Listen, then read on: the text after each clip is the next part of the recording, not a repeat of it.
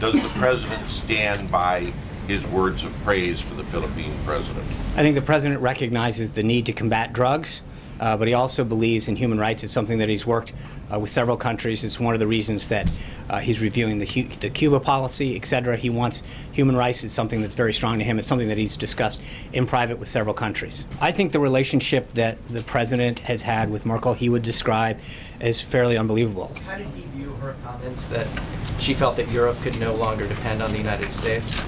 Well, respectfully, that's not what she said. So since you're misquoting the chancellor, let me read what she actually said. She said, "The time when Europe could rely solely on others is somewhat in the past. And as I've witnessed over the past few days, Europe must take its fate into its own hands.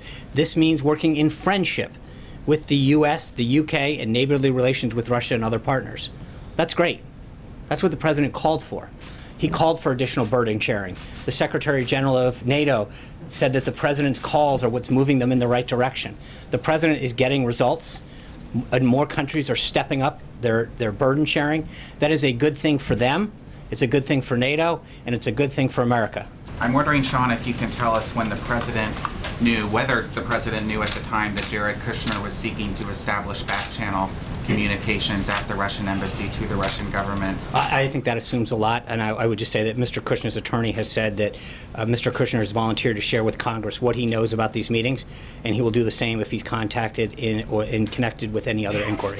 Afghanistan's now the country's longest war. How much more American blood and treasure is the president willing to expend, and does he think it's a winnable conflict? I think the conflict that he wants to defeat ISIS. He wants to defeat al-Qaeda. He wants to defeat threats, to defeat terrorism. I think I just read to you throughout the trip, that was the common thread. The uniting the Muslim world, talking about it with Prime Minister Netanyahu and President Abbas, talking about it even with the Pope. That wherever he went on this 9-day trip, protecting our country, protecting the world's people, was at the front of that discussion. Can you say whether or not the president believes that human activity is contributing to the warming of the climate? Honestly, I haven't asked him.